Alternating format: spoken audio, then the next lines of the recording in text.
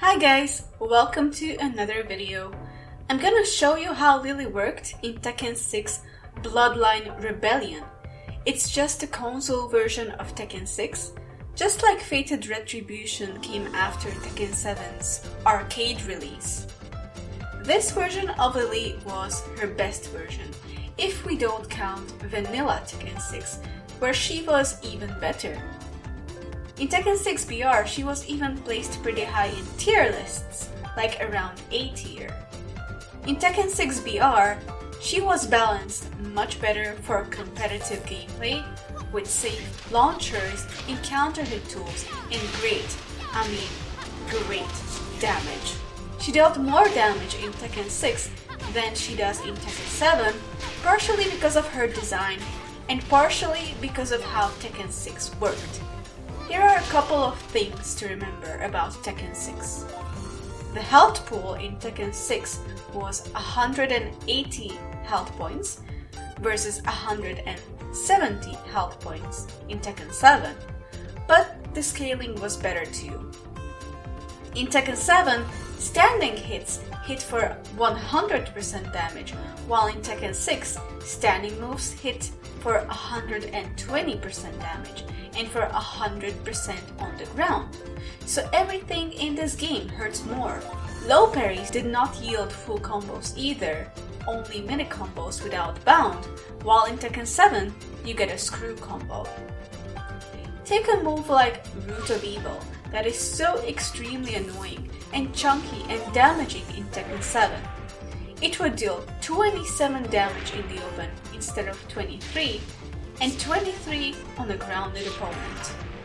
And Lili has so many tools that knock down and give a mix-up or guaranteed stomps that her damage stacked up very quickly, especially since she's a character focused on heavy hits. And not only that, her combos were very damaging and super easy. No back one cancels, no specific timings needed, and her wall grab dealt a lot of damage and gave a great position for Okizeme.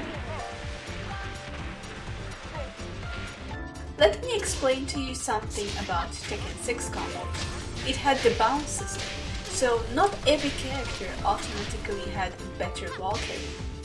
You generally wanted to carry to the wall before a bound to maximize damage too. In Tekken 7 though, almost every character has their toolkit optimized for better combos, and we have crazy damaging characters like Akuma, Kazuya, Geese, Dragunov, etc., while Lili is sort of falling behind in the damage department. Her backturn wall combo in Tekken 7 deals good damage. Now add the bounce system on top of that in Tekken 6, and this gives her even more damage. Imagine it with Rage too. Rage damage was also much bigger than in Tekken 7. She had great wall carry even without a bound, so she could carry to the wall easily before a bound to maximize wall damage. Her damage was nerfed on some moves beyond just the different scaling. Forward 2 dealt 33 points of damage instead of 20 in Tekken 7, while the move did become a Pyro Crush. Rank, for example, kept his Tekken 6 damage for backlash.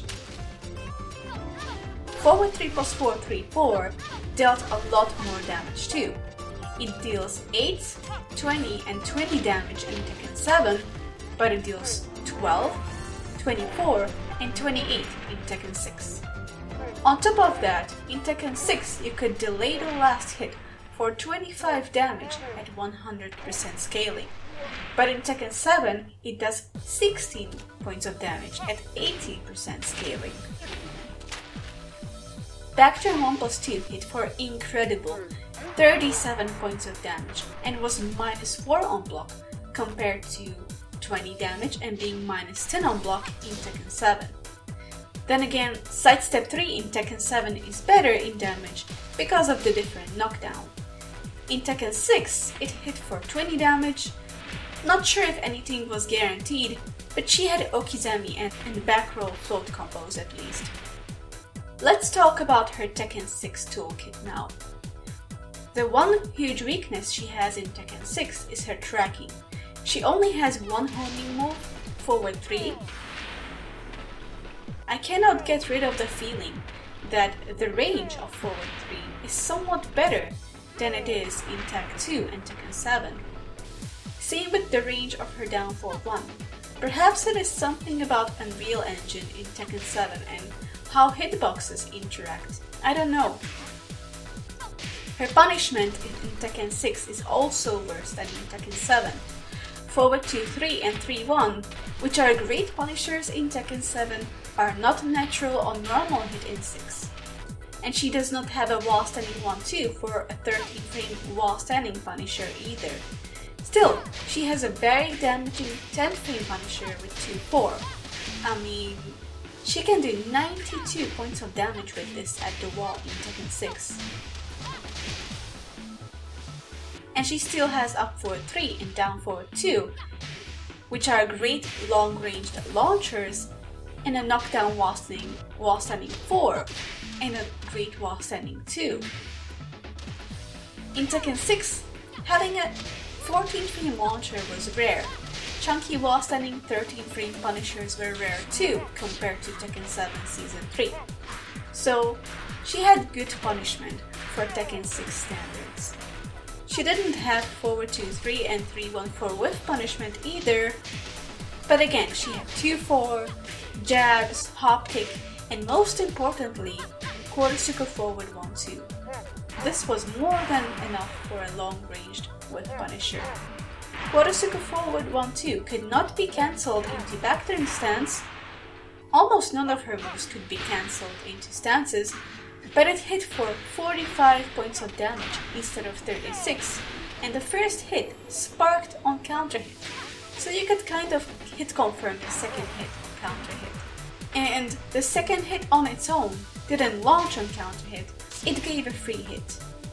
She had forward 4 as well, like she does in Tekken 7 for punishing some moves with pushback, for example Asuka's back 3. Although the move was minus 14 compared to being safe in Tekken 7, so it was used more for punishment than for pressure. Now let's get to the moves that made Lili so good in Tekken 6. As I said, forward 2-3 wasn't natural on normal hit, but it was in counter hit. It was a 13th frame counter hit launching high mid stream that was only minus 10 on block, so it was mostly only jab punishing. Normally it didn't give Lili a bound, but 70 points of damage is still great damage.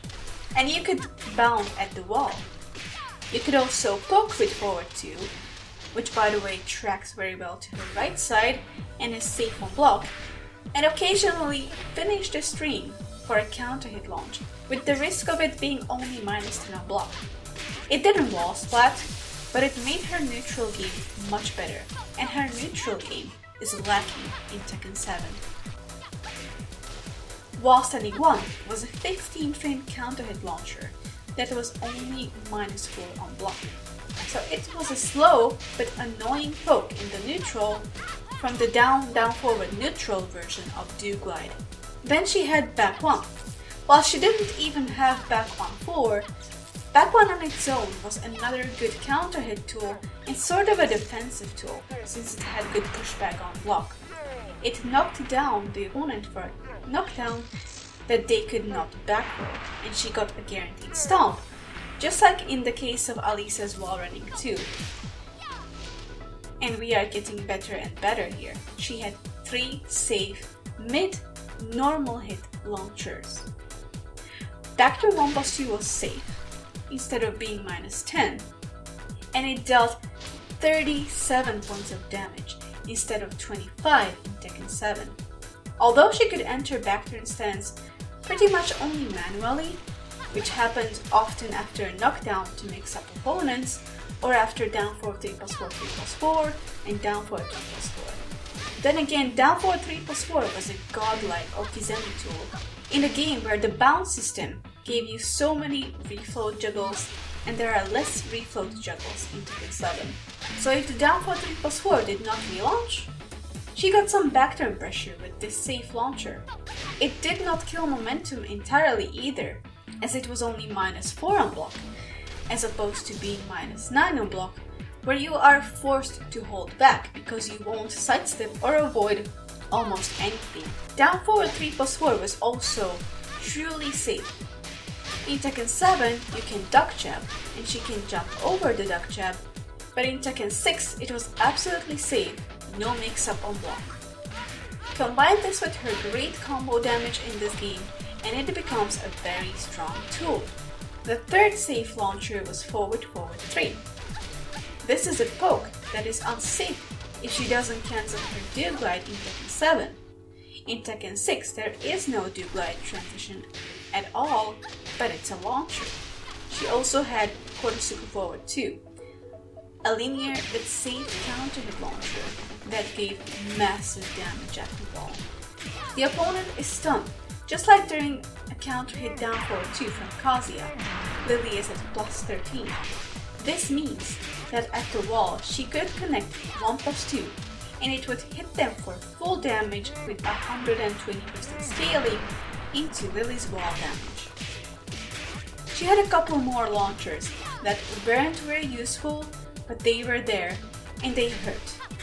Back 3-3 was a counter hit launcher, and the second hit of wall standing 3-4 was a normal hit launcher.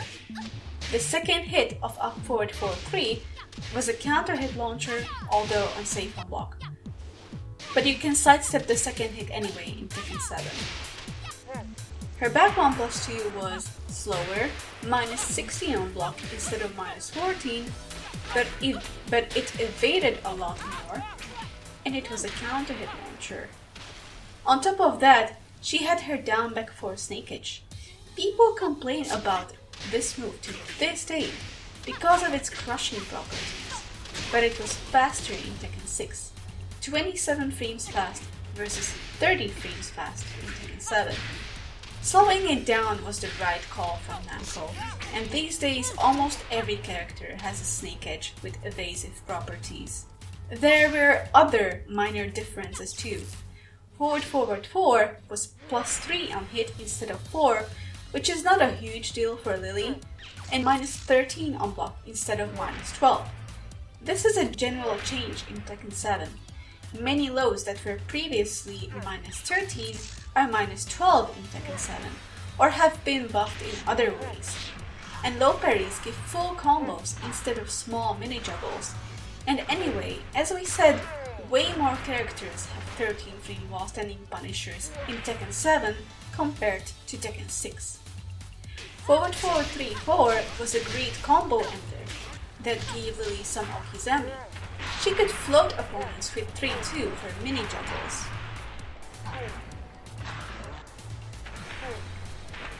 Compared to Tekken 7, she didn't have back to 1. The standing 3-string series were terrible, but dealt a lot more damage. 1-2-3 was more unsafe and did not knock down on counter hit. Full crouch down forward 1 was -12 on block instead of being safe, like in Tekken 7, but it was also a launcher. But then again, the second hit of down forward 4-4 knocked down for a guaranteed hit, while it doesn't knock down at all in Tekken 7. In my opinion, the buffs to her mediocre streams in Tekken 7 cannot make up for having solid tools like counter hit launchers, safe mid launchers, and bigger damage overall. And that would be it for this video. Shoutouts to Kane for helping me out with the info about Lili in Tekken 6. Thanks for watching, and check out my full Season 3 Lili guide if you haven't seen it yet. I'll see you next time!